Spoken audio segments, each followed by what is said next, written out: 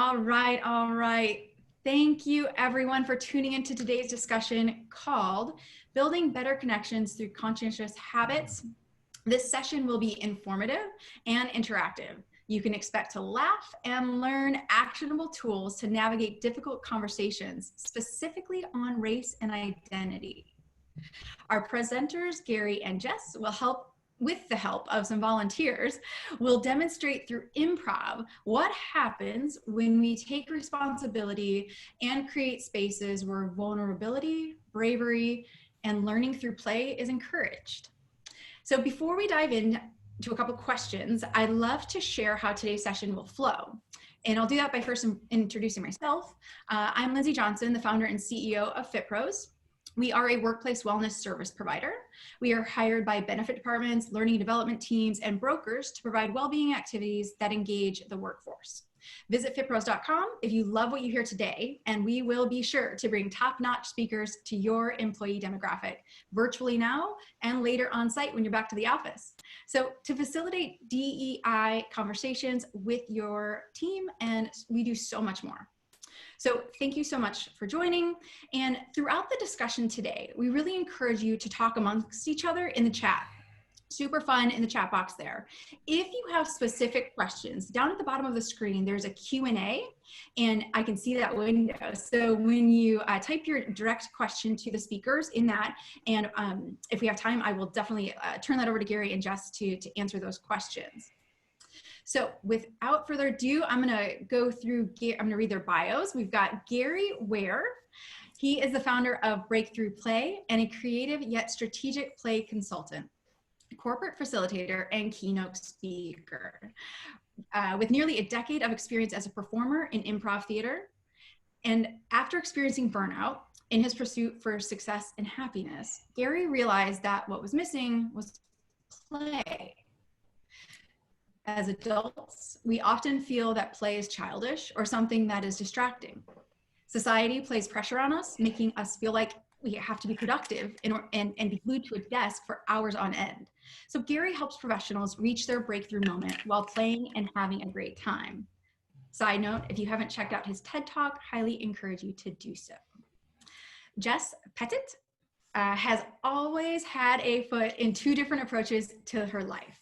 Perhaps it's her Texas roots, but she believes to thrive in this world, you have to ride two horses at once. You are talented. one of humility and one of ego. That is why, while hosting and performing stand-up in New York City, she was also working as a diversity and inclusion specialist as a day job. She quit her day job after a decade, and almost 20 years later, she still uses humor to deliver actionable content related to everything you ever wanted to know about where leadership and diversity collide, but maybe you're too afraid to ask.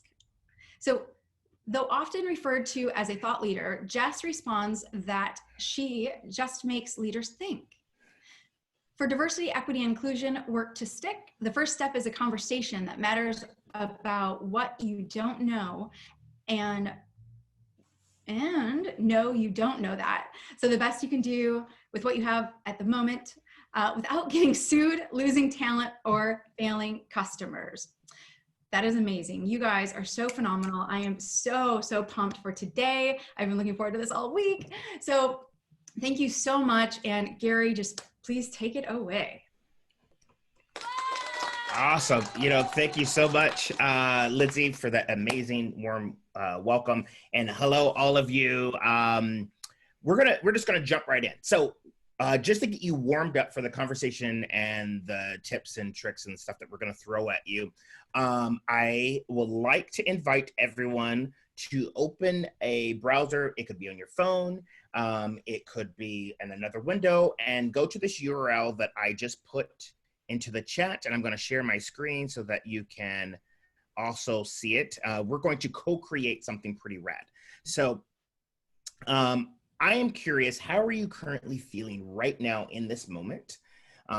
So if you go to that URL, and you can also see it on my screen that was shared, and put in the code 101473, you're going to get an option to put a few words. And so we're going to co-create a huge word cloud of how we are currently feeling right now in this moment. just take a temperature of the room.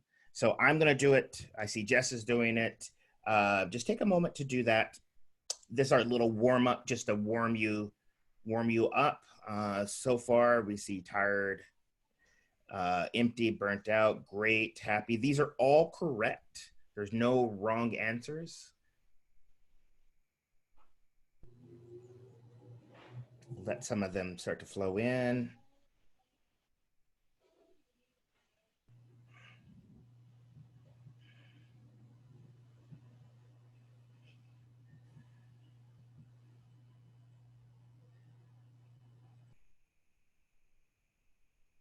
And some of the more common ones will start to be bold. So some of the common ones: curious, tired, excited, happy. Some of the other ones: sad, testy, solid, fearful, exhausted. All right.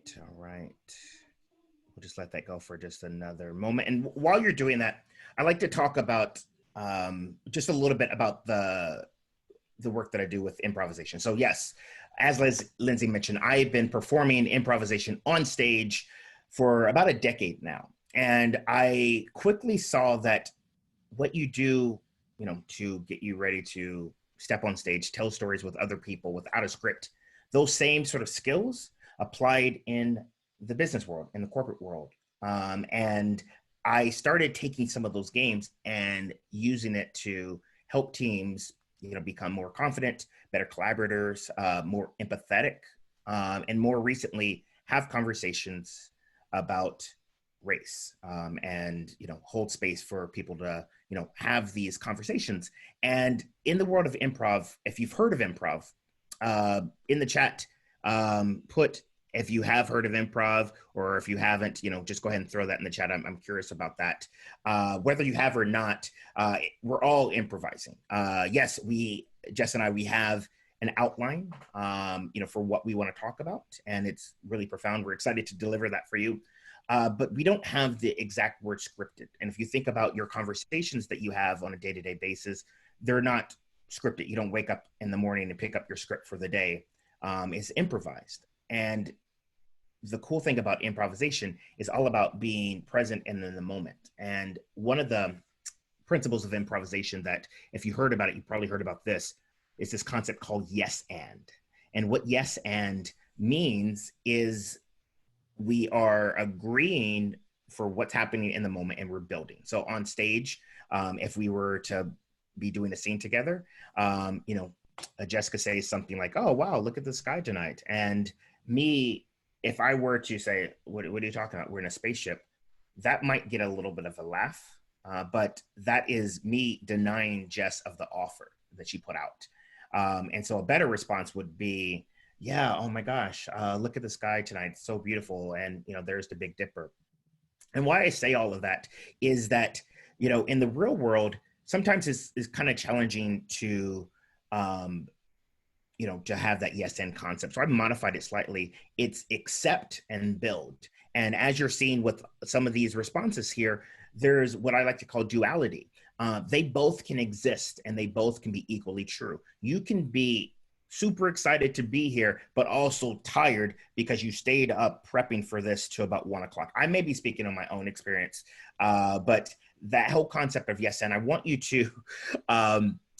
to just remember that, because that is going to come in handy as we deliver some of these powerful techniques about having a conversation.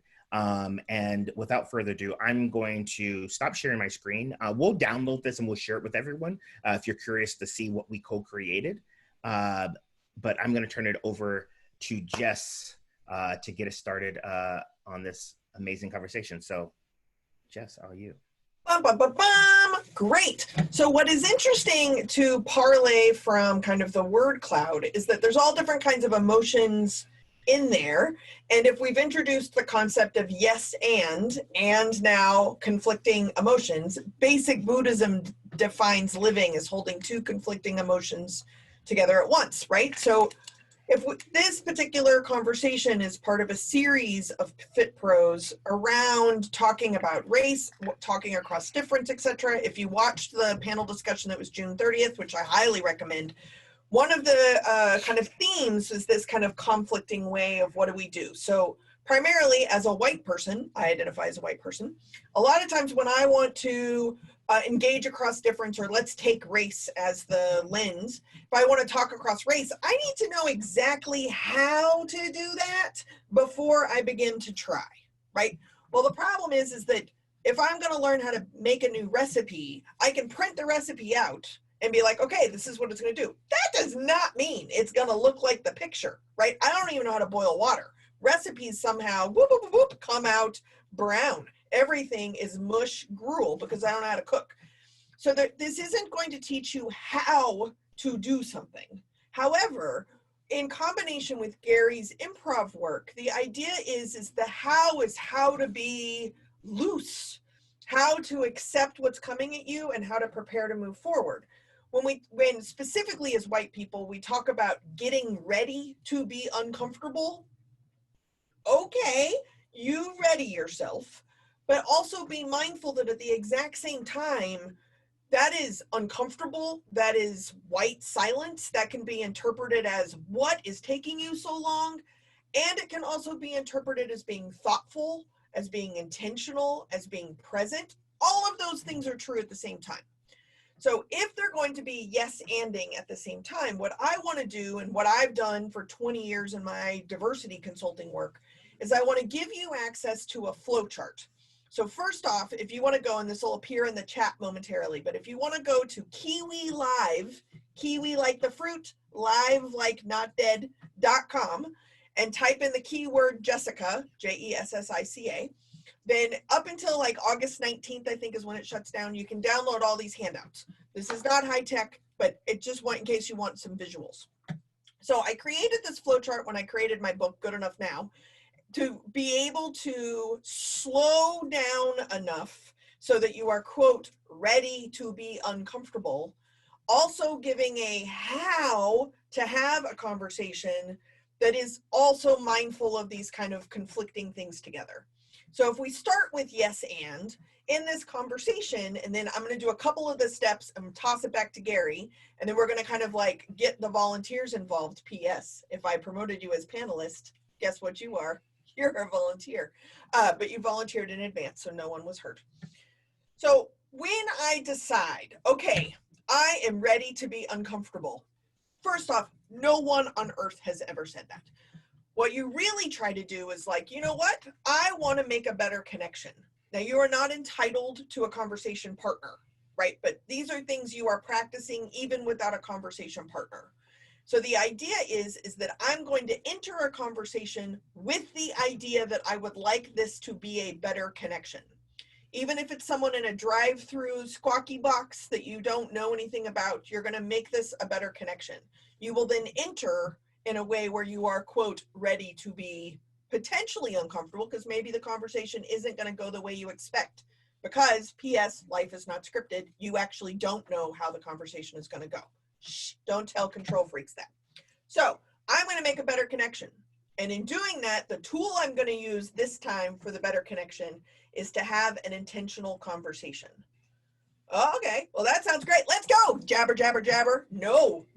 Next step, and now we're going to go back to Gary, is to listen to others as if they are wise. So notice I have not spoken yet. I have decided I would like to make a better connection. The tool I want to use is an intentional conversation. And the first step of that intentional conversation is to listen to the other person as if they are wise. Meaning, if you're going to ask a question you don't know the answer to.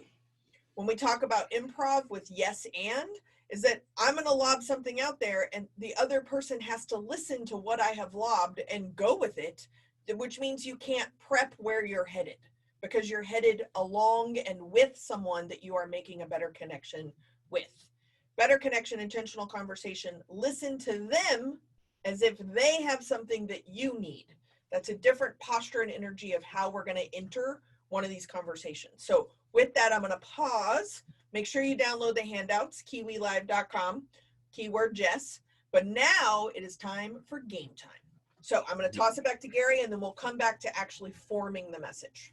Cool. Oh, thank you. Thank you for that pause, that toss. So in the world of improvisation, like I said earlier, what I like to call it, it's called applied improvisation. So we're taking the skills that improvisers use to practice to be able to get on stage, and we like to apply it to useful situations. And this is what we're going to be practicing. As Jess mentioned, listening is critical. And in improv, to be able to co-create, you have to listen. And this is the challenge. Most people think that they're good listeners, but fact of the matter is they're not. So I'm going to ask a question for all of you to put in the chat. On a scale of 1 to 5, how good do you think your listening is?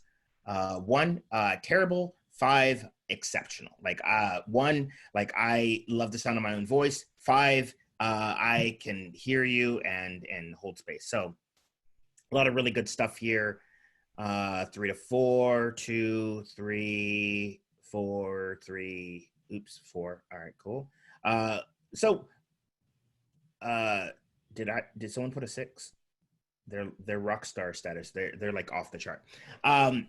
For me personally, I thought I was a good listener, but if you ask my wife, she would probably say otherwise. Until I took an improv class, and this phrase really stood out to me, is that we have 2 ears and 1 mouth, so we should listen twice as much than we talk.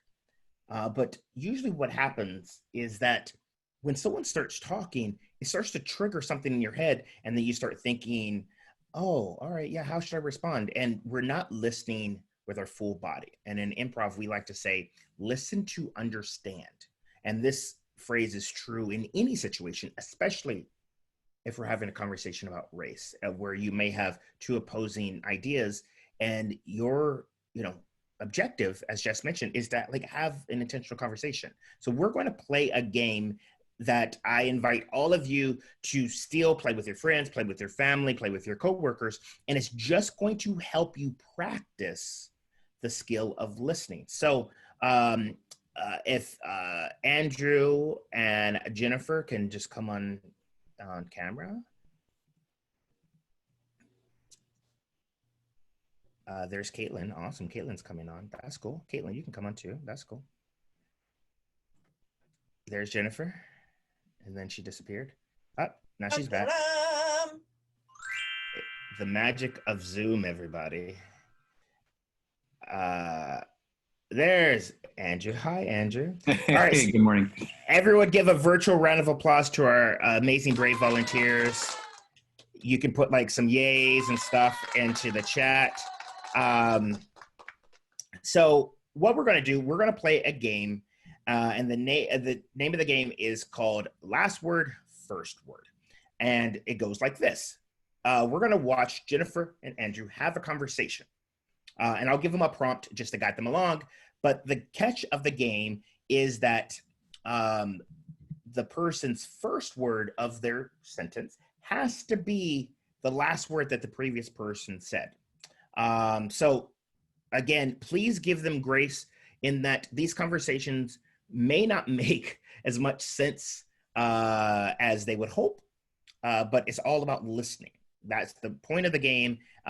So give them a pass on grammar and sentence structure. It's not about that. Jess has a question. Gary, just to interrupt, because I'm just reading the Please. chat.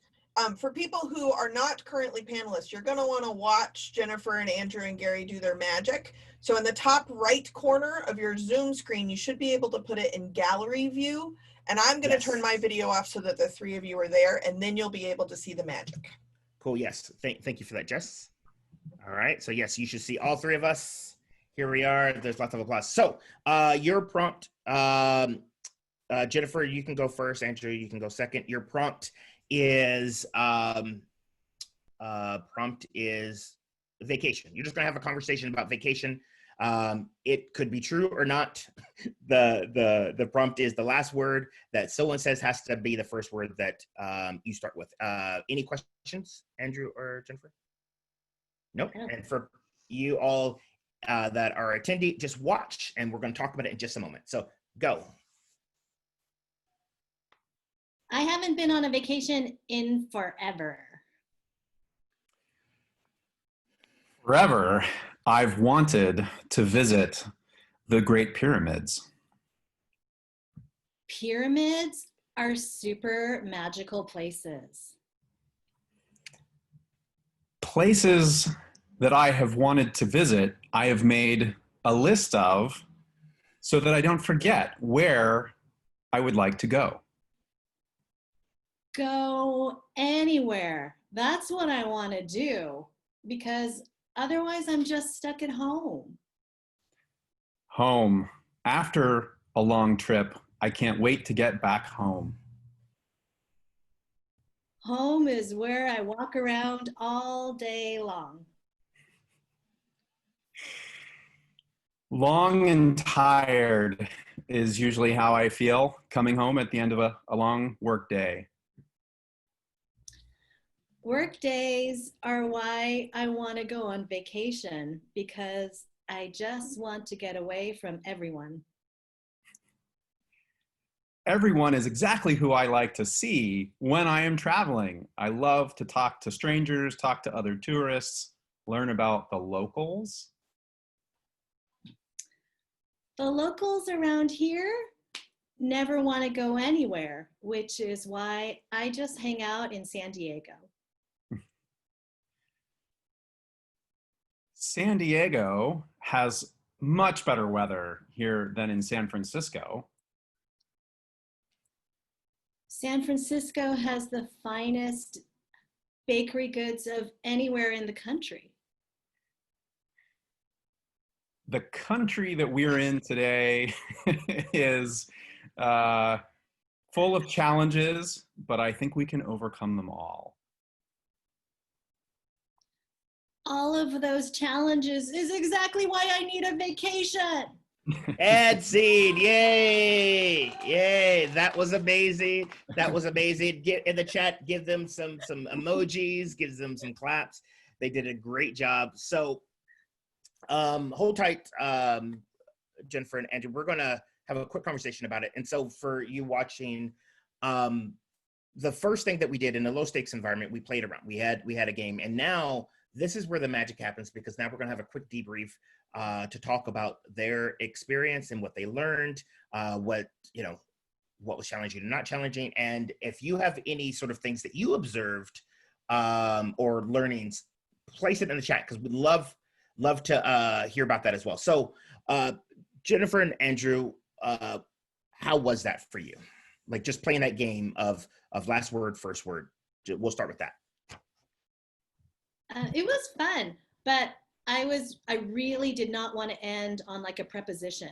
You know, I didn't want to leave them with you know. Agreed. Yeah. You really have to pay attention to each word because you don't know where the other person's going to stop. So you have to spend that extra energy really listening and say, okay, I've got to plan ahead to listen to every word so that I can pick up where she left off. Exactly. And so for both of you, you can be honest. Is this form of listening different than you normally do, or is this feel normal? That sort of take the sentence structure and all that stuff out, but just listening to every single word. I think there's definitely a little extra effort there where, I kind of like, I have the gist, but I got to hang on. Right? Yeah, agreed. What about you, Andrew?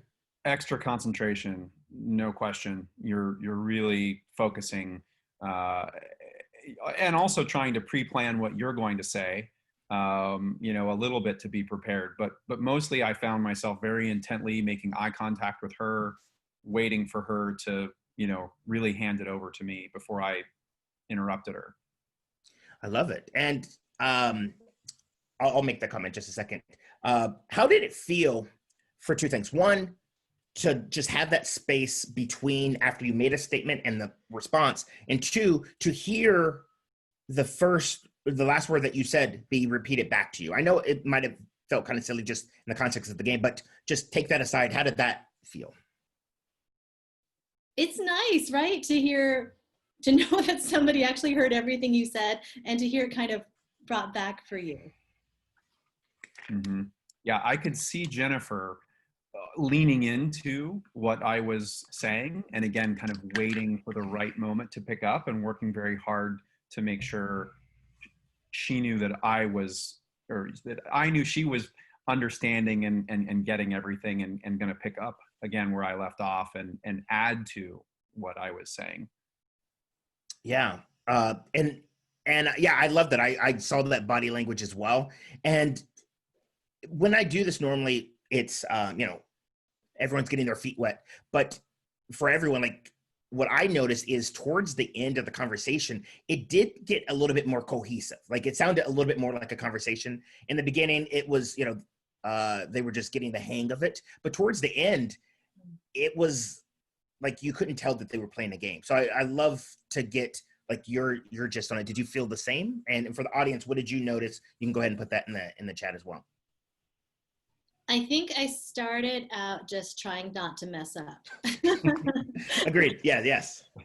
But then it's like, okay, this could be going somewhere. Yeah.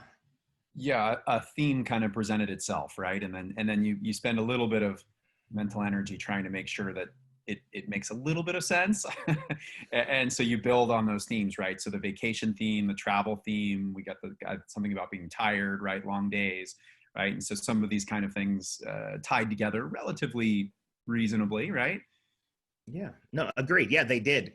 And the last question, and then we'll let you sit back down, is where, and in the chat, you guys can mention this as well. Where do you see this sort of strength or ability, coming to play? Where would you use this? Because the goal of these games is to like experience something, but then tie it back to something else. So I'm curious on what you think about that. Certainly listening to the entire thing as a discipline, that's a skill I think I could use. Yes. And then also maybe that making sure that what you're saying is not only for your own benefit, but that maybe there's a little gift to the other person to join as well. Oh, I like that. Yes. Mm-hmm. Yeah, and I think, I certainly have a habit of thinking I know what the other person's going to say before they finish, right? We all have assumptions. We, have this experience to draw on, and I know what Jennifer's going to say. I know where she's going to end up. And so I'm just going to interrupt her, and I'm not going to let her finish her articulation. And that's can often be a fast way to be wrong, right? And not let that other person feel heard and feel like they are being listened to and having their true full idea expressed. And so I found myself working hard at being patient and waiting my turn.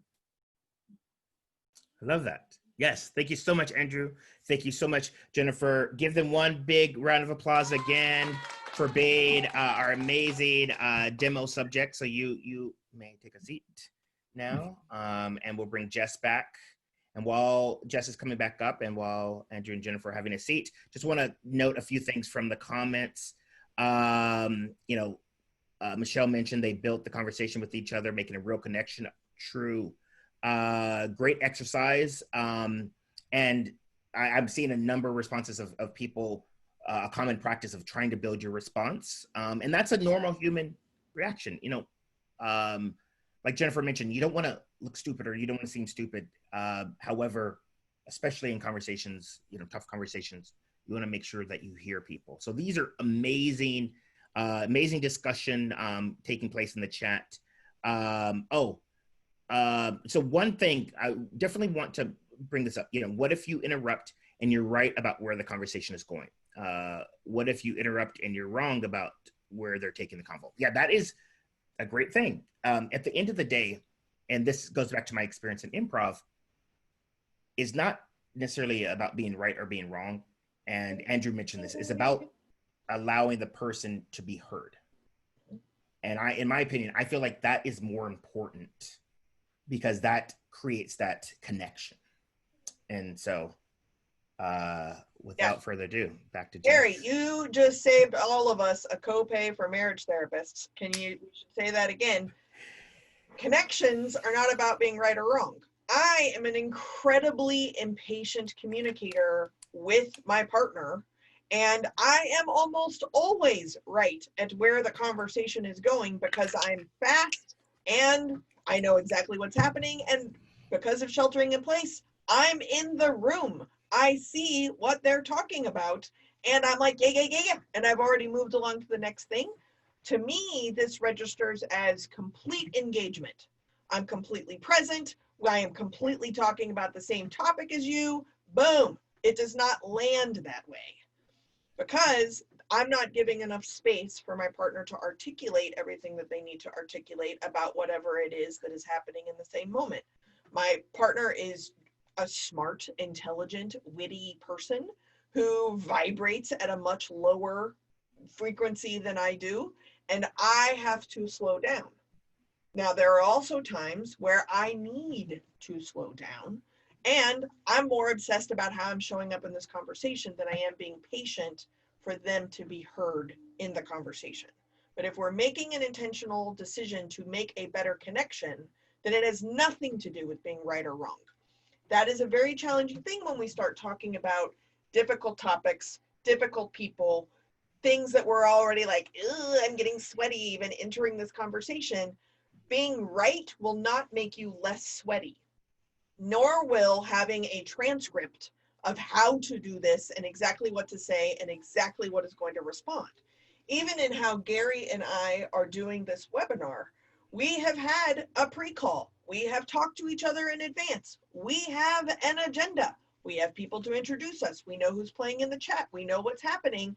And at the root of it, we have no idea what exactly is going to happen in this hour because now there's people attending. Now there's people asking questions, right? So there's a level of trust that happens with Gary and I as co-facilitators that is equally as present in improv as it is sitting on the couch with your partner talking about what the dog just did, as it is a total stranger at a drive-through window. What I want us to really think about now is that when you take those scenarios away, what's left are the conversations you don't want to have unless you know you're going to win, with the people that you don't want to engage with, or you engage with all the time and it always goes badly, or heaven forbid, one of the topics that we have been told that we're not supposed to talk about at the table. Now, what are you going to do? In that scenario, I want us to think about making a better connection, having an intentional conversation as to how we're going to do that. And you start by listening as if they know something about this topic that you don't know, for no other reason than you are actually getting ready to show up in an open, patient conversation where you believe you will do everything you can so that person can be heard. Notice I did not say anything about you getting heard, you being entitled to a conversation partner, you being treated this way. Nope, that's not in your control. But you can role model it for other people. So once you have done that, and you've listened, and you're there, and you're engaged, then is when you form your message. You decide what it is you're going to say. Now, what are you going to say perfectly? I don't know. I've never mastered that. When we start talking about conversations about racism or across race or across difference, these are all the same tools. What's fascinating is that we want to be perfect. We want to be right. We want to be understood. We do not want to offend. We don't want to say something wrong. We don't want to make a mistake. Okay, so then we just opt out. Well, that's wrong. That is often a mistake. It is often interpreted as silence or apathy, and that's not your necessary intention. So now we're going to lean into this, and by forming the message, we decide what it is we think we're going to actually transpose to the other person. What are we going to say? If we use the game that just happened, I don't know if at the beginning of that, Jennifer and Andrew knew that they would be talking about San Diego and what our country is like at the beginning, but that's where they ended up because they were listening with one another instead of listening at one another.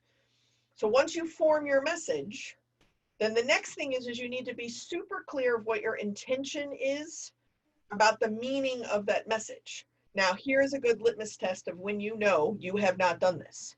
And that is after you feel you have lost. Now, remember, this is not about winning or being right, but you can pull up many examples here because they are transcripts that at least I replay in my head. Some of these happened in elementary school. They're replaying in my head because their side of the transcript never changes. But I change what I say so that it better fits how they are going to reply so that I will feel like I am winning. Ba-boom. Or I said something and somebody says, oh, I can't believe you did that. That really hurt my feelings. And my immediate response is, oh, I didn't mean to. That was not what I intended by that. and I come from this defensive place. If I haven't intentionally formed my message and really gotten clear about what is the intended meaning of the message that I just formed before it leaves my face, or fun facts, before it leaves your fingers on a keyboard in an email or on social media, or before it leaves your thumbs when you're texting or anger texting, right? If you haven't gotten clear on the message and the intention of that message, there is no way you have any idea how you are entering this conversation. You unconsciously, like a lot of times in DEI work, we talk about unconscious bias. So you have decided you're going to make a better connection, and then you unconsciously show up. Like, that's just sloppy, right? So don't say, hey, Gary, you're really important to me, and I want to make a better connection with you, and now I'm just going to slop around on your couch, right? Like, it's incongruent with what you said or how your energy showed up in that conversation. You need to be intentional. Now, that does not mean you're going to win, you're going to be right, or that it's going to work. But at least you're conscious of what it is you're doing when you're coming forward. So you form the message, you have clarity on the intention of the meaning of your message, and then it escapes out your face, out your fingers, out your thumbs, into the universe. You pretty much know instantaneously whether or not that was, we like to say it worked or it didn't work in comedy. You know. Now, we like to deny when it didn't work. And we like to pretend it did work when we know for sure that that didn't work. Or we dismiss the couple people it didn't work on because democracy, most people liked it, they're the outliers.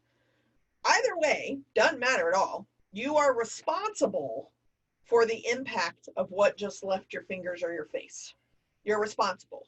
Now, if you have the same thing with the same people over and over again, you're going to have to reclaim that responsibility, because this is now a behavior pattern that is a habit of you being unconscious. It is possible you could have been conscious of your message and your intention, and it still had an unintended impact that you were unconscious of. You cannot eradicate unconscious bias. All you can do is become slightly more conscious of what is currently unconscious, which will then just make more room for more things that you are unconscious of.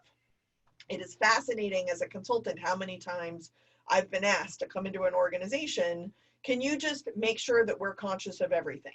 And I'm like, no, because you're not actually allowed to stare into the sun, right? Like, that's not an option. I mean, I will cash your check, but that's not an option. Just like you can't know the message you're going to form in advance every single time you communicate, because we communicate in our absence, we communicate in our silence, we communicate in our unconscious behaviors. You can't do this 100% of the time. But can you do it when you decide to do it some of the time?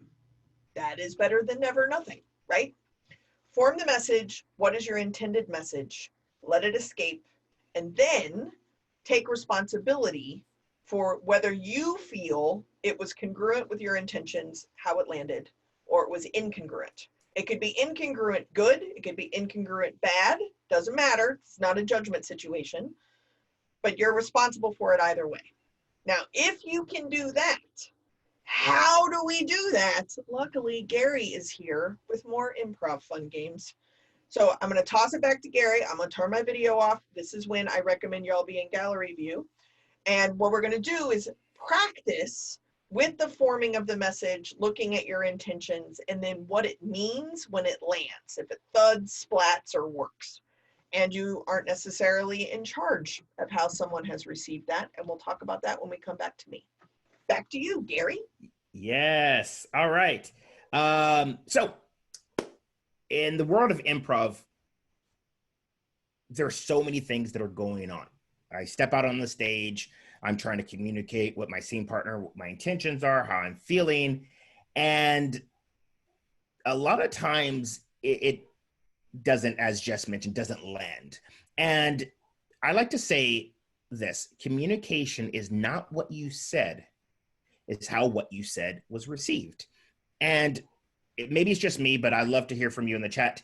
Has there been a time when you said something and you swore that you were super clear on what you were trying to convey, and then the person that you spoke to, like, it just seemed like they interpreted it a different way. Anyone, or is it just me? And so what we're going to do, I'm going to bring back Jennifer, and I believe Jackie. Thank you. If you can just come back on camera. All right. Yay. Round of applause. All right, cool. So what we're going to do, we're going to do a few things. One, I'm going to demonstrate that sometimes what you say is not always what is heard. So for Jennifer and Jackie, just have you come on mute. What's going to happen is I'm going to say a phrase, and I want you to tell me what you are going to do when I say this phrase. Whatever you say is going to be right. Do not second guess it. Whatever the first thing that comes to mind, that's exactly what you needed to hear. Cool, thumbs up if that works. Got your back. Yes, is all good. So for both of you, the phrase, the duck is ready to eat. The duck is ready to eat. What are you going to do? Jackie, we'll start with you. Pass, because I'm a vegetarian. Cool. All right. That is important to hear what you said. What are you going to do, Jennifer? Get some plum sauce. Cool. All right. So as you both saw, both of them, Jackie and Jennifer, interpreted my statement as we're getting ready to eat duck. And Jackie was like, no, I'm a vegetarian. Jennifer was like, hey, let me get some plum sauce. What if I was talking about, oh no, my pet duck, Donald, it's feeding time. He's ready to eat, And so that is one of the things that is wacky with language, is that in your head, you have a few more things that you're processing, a few more bits of information that maybe the person that you're communicating to doesn't understand. I saw, and forgive me for not, because there's so much amazing conversation in the chat, but someone had mentioned, I want to address this, that they had said that they get nervous in conversations, and sometimes they're afraid that nervousness, may be perceived in a certain way. Now, does anyone, am I the only one that gets nervous? I think we all get nervous, right? Can we all agree nerves happen? Here is a fun fact and a really cool trick that's going to help you gain rapport, help you build trust. If you're nervous, I know this doesn't seem like the thing to do, but just call it out, especially if we're having uncomfortable conversations. That would, one, give the person that you're communicating with a few more bits of information to help them perceive your behavior, your actions in a different light, potentially. So that is just one fun tip. So we're going to play a game. And when I was demoing this game, I learned that Zoom makes things complicated. So I had to, in the moment, readjust. So what's going to happen, Jackie and Jennifer, you're just going to be the examples. I'm going to start with Jennifer this time. Jennifer, I'm going to clap a song. This is a song that everyone has probably heard of. And I want you to guess what song I'm clapping. I'm just going to clap the melody. That's it. Cool? And then I'm going to do a different song for you, Jackie, and we'll see what happens. All right. So here we go.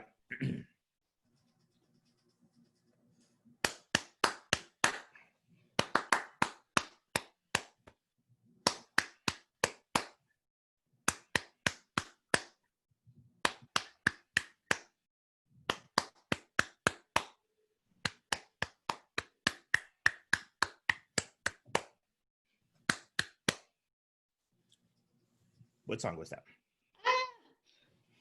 I'm really not good at clap that tune.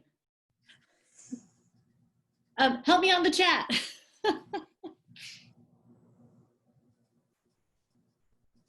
Just take a guess. Okay. Old MacDonald. The stuff in the chat. This is very good. This is very good.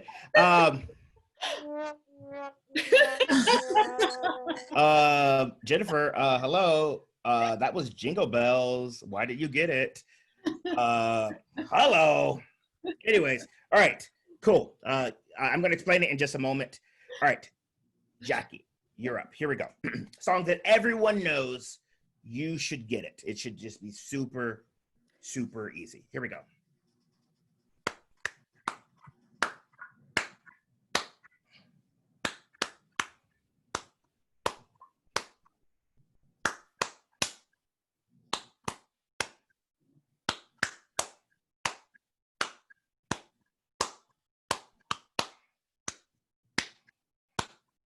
I had to cut it off. It's a long song. So there's some hints in the chat. I don't know if they're right or wrong. You can consult the chat. You could say whatever first thing comes to mind. The first thing I thought was happy birthday, but then when it continued on, I'm like, ooh, I don't know, but I'm going to go with happy birthday. Happy birthday. It was Star Spangled Banner. It was our national anthem, a song that everyone should know. And so, anywho, the reason why I did that, a round of applause for our amazing volunteers. And that was meant to stump you. So there was a study that was done where I forgot her name, forgive me, but she did a research. This was her doctorate that she did the research on. It was on people's ability to communicate. So she did something very similar where she took two groups and she had group A do exactly that, clap a song. It was things like Silent Night, Happy Birthday, Jingle Bells, just simple stuff. And she said, you're going to clap it to the person who had no idea what it is. And they asked them what, like the people that knew the song that was going to clap it, how confident are you that they were going to get it? Interesting fact. It was more than 75% of those people felt completely confident that the person they're clapping to was going to get it. The fact of the matter is, it was less than 35% of those people actually got it. Now, here's the thing. In order for me to clap the song, I had more information. I knew what song it was. I had to hum it to myself. So I'm leaving out information to you. So if I were to go to you, Jennifer, you know what song it is right away, right? You're nodding, right? And for you, Jackie, right? And this is, I do that to demonstrate that when we are communicating, a lot of times things can be mixed up. Wires can be crossed. And in the world of improv, we have this thing, it's neither good nor bad, it is what it is. And this is, what Jess is talking about, is that you could be completely conscious and like, all right, look, I'm going to do these things, but it can still potentially get mixed up. And it is your responsibility to own up for that. So forgive me, that was my bet. Next time, I will add a little bit more information. I will clap and hum. But this is just a game just to demonstrate that you may know something and you may be completely confident, but it can still miss the mark. And communication is messy. So give them a round of applause. Real quick, before we let you go, what was that? Any sort of takeaway for either you, Jackie, or Jennifer, just playing that game? Anything that you learned or anything like that? I can totally, now when you hum it, totally obvious, but I was trying hard to decipher those claps and I couldn't. But I do see the connection where you're like, it's so obvious. I told you to take care of it. And somehow they didn't pick up all of the rest of the stuff. So I get it. Yeah, I agree with Jennifer. And it's funny because I thought for sure I had it, and then the song kept going on. I'm like, oh man, see, I was thinking that one. So not to try to think ahead is what I learned that too. Yay. All right, cool. Round of applause. You were both amazing. You can go ahead and sit down. I'm going to bring Jess back up to bring it home. We're almost done here. Boom. So here's what's important to remember too that I would take away from that little actividad. And that is that most of these conversation books that you read very much talk about like the message sender and the message receiver and the clear intentions and the impact. But there is a third party, a huge third party that also needs to be taken into consideration. Number one, the bystander, meaning I'm talking to Gary. Why are you listening to me? I'm not talking to you, but it still has a meaning to them. And that meaning will impact our future connections, right? Then There's the accidental observer. What I mean by that is Gary and I are having a conversation and the bystander goes to a different room and says, man, Jess and Gary, they are hysterical. I bet we can't afford them. Right? So now that's impacting somebody who's not even in the room. Don't forget them people's over there, right? Then there's even more people. Like, you can do this all day long, right? So then when we hang off this and I go and tell my partner, like, I would like to go on the road with Gary. How do I make this happen? Thank you, FitPros, for bringing us together. We should be doing this workshop more often. My partner does not even know what we're doing right now because they are in their room. They're a faculty member. They have to teach online. I will see them eventually. Anyway, but the point is that in this intentional conversation, this flowchart moment has impacts that we have zero control over. And when we start talking about talking across race or one of these conversations, specifically if we take race, although these tools are applicable in other places, as a white person, I want to talk across race, but I want to win. I want to be right. I want to have the transcript in advance, and I want to make sure that I don't question that transcript in any way. Then I will be ready to be uncomfortable. What? That's not how that stuff works at all. No, if it did, don't you think somebody would have written that stuff down already? Because it's way more complicated than that. I have no control over any of these outside variables. And if we're going to be real honest, don't tell anyone, I barely have control over myself. But notice one of the things that Gary shared, right, is that 75% of people said, oh, I am an excellent communicator. I will clearly be able to demonstrate what I need to do because duh, so easy. And then instantly leaves out information. And 35% of the people, notice what Gary said, 35% of the people didn't like confidently get it right. 35% thought maybe they probably guessed and it ended up being right. If we remove confidence from a conversation, there is no amount of planning that can happen. So insecurities and anxieties, even conscious insecurities and anxieties, are going to be present. And that's with the two people actually engaging in the conversation. So again, opting out entirely has served no one. So you're going to have to actually do this. So my mantra is do the best you can with what you got some of the time. So some of the time, using whatever hot mess skills I got right now, I'm going to try and do this. So in the chat, people have been talking about listening and giving grace and things like that. And that sounds amazing. And I can do that some of the time, but I certainly cannot do it all of the time because sometimes I'm pretty convinced I'm right. But I'm not always right. So even if I've decided to make a better connection, I've chosen my tool of intentional conversation. I have listened to others as if they are wise. I have formed my message. I am clear on my intention. There's a really good chance that slowing down just that much already has already changed the moment of what I'm about to communicate. But now I might actually be able to make a better connection. And maybe not. I don't know, but I'm responsible either way.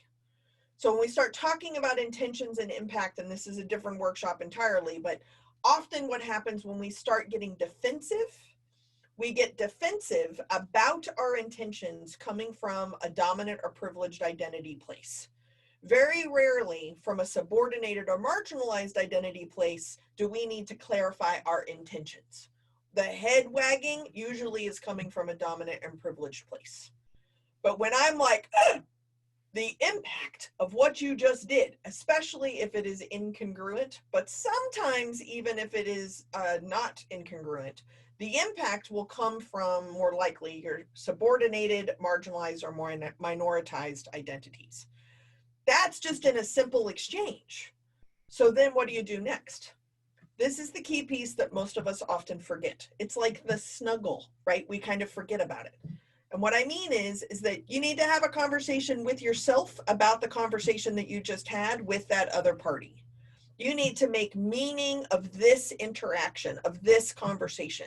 I didn't say judgment, I said meaning, because that meaning is like an additional layer of paint that's building on this ongoing relationship that you have with this other person. Now, remember, you're not entitled to a conversation partner, and you may very well never see this human being again. Okay, but what if you do? Once you make meaning from the conversation, you can determine if you were to see them again, what would the impact of this conversation be on your relationship? Now, the example that I like to use, and I'll do this real quick, is that if I send a text to the wrong number on accident, or I make a phone call and I call someone on the wrong, you can be a jerk about that, or you can choose not to be a jerk about that. Oftentimes, I choose to not be a jerk about that. Probably has something to do with sheltering in place and being an extrovert. But that doesn't mean they're excited to talk to a stranger that has interrupted their life. But I know what my intentions were. I know what my message was. And then I can decide if that added to the goodness of the world or if that subtracted from it. And if I ever accidentally found that human being again and we figured this out, would it be better or would it be worse? That is the flow chart of making better connections, which ultimately is how to do the best you can with what you got some of the time. Now, if that's kind of our land piece, we want to make sure that you have one more skill set. So I'm tossing it back to Gary. This is when you make sure you're in gallery view. And Gary, why don't you bring it on home? Cool. All right. Thank you. I didn't have another game, but it is all good. JK, you can still bring it home. That's I know. a game. Yeah, exactly. Yeah. Oh, I love that. I was like, oh, cool. Bring it on home. But how I'm going to bring it on home is bring Lindsay back, which she's already here. She's on cue to close it down. Hope you all got something amazing. And yes, here we are. You guys are awesome. Wow. Thank you everyone for tuning in today. Gary and Jess, thank you so much for sharing your expertise with us today. I personally learned so many great tools on how to listen, slow down, and respectfully respond. FitPros will continue our mission to help dismantle racism, and to do so, we must take action for those changes to happen. So listeners, we really hope that you were inspired today with tools to help facilitate these conversations within your community and your company. Quick special shout out to my teammates, Caitlin Ackerman, Jasmine Manalo, and Tatum Souza, who are the masterminds behind FitPros DEI and wellbeing initiatives, both internally and how we bring them into your organization. So again, I'm Lindsay Johnson, founder and CEO of FitPros. Please visit fitpros.com to learn how we can help engage your workforce through DEI, well-being, and social activities. So on this slide, you will see how you can get in touch with Gary Ware and Jess Pettitt for one-on-one work. And if you would like to bring them into your company, please email hello@fitpros.com. And we are so excited to work with you. We will follow up with a recording of this. So thank you all and have a wonderful day.